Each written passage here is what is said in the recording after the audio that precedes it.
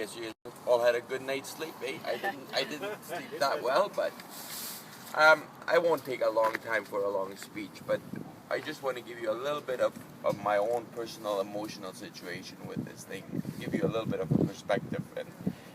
And when we set this project, same as last year, we had 3 priorities, and they were ranked very, very specifically, or 3 goals and 3 different priorities.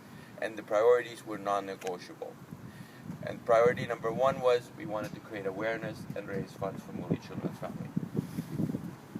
Priority number 2 was that we were going to remain true to our faith in the secular and also in the Christian setting, no matter what, to our media, in the media. So we wanted to be a witness as Christians throughout this period of time. Number 3 was setting a Guinness World Record. I do not want to downplay that is important to me. To some extent, it is somewhat important, but not that big of a deal. But it was definitely very clearly number 3.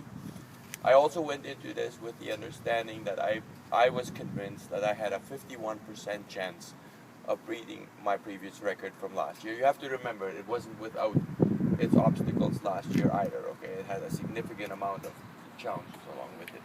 I had a 51% chance.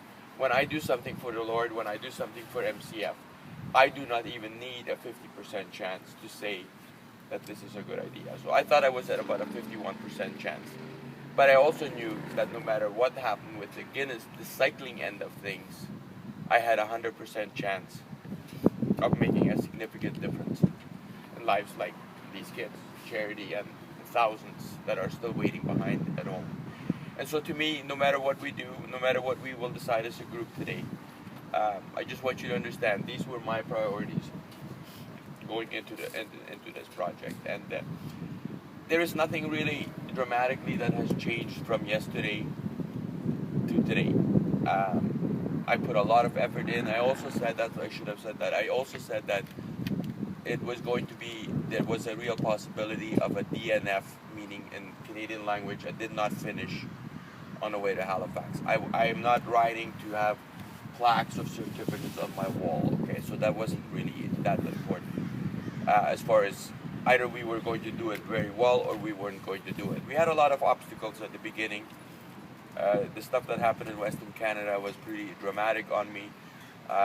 My own mistakes of riding in the wrong direction in Regina, and then coming along with the traffic incident yesterday, I was very concerned emotionally how I was going to get past that point, because I had already gone into what I call race mode at that point, knowing what I had to do in order to get to Halifax in time, and here we sitting on the lawn for 2 hours.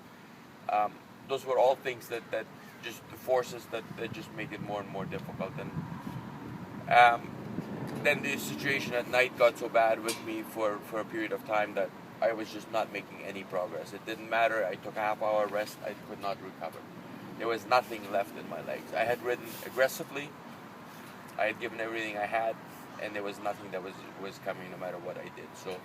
So we came to the conclusion, with struggling throughout the whole night, that it was a futile effort to continue at that pace, because the wind was starting to blow in the opposite direction. It was coming straight against us, and it made no sense to continue just at that point.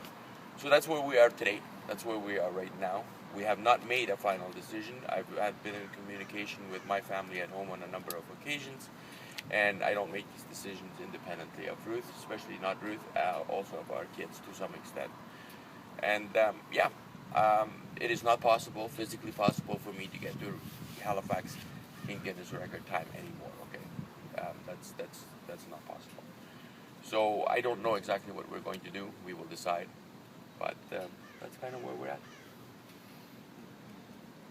Well, Arvid, Dad is waiting to speak to you, that's for sure. But before that, you have done exceedingly more than we could ever think of.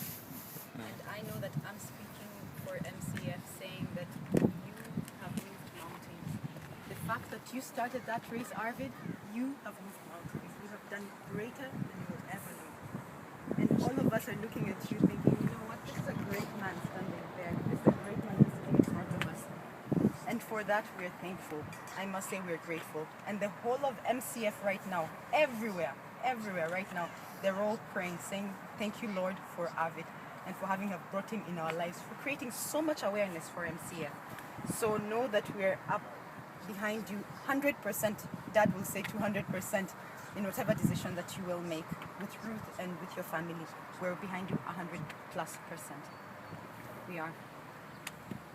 All right. You can call your dad. Okay.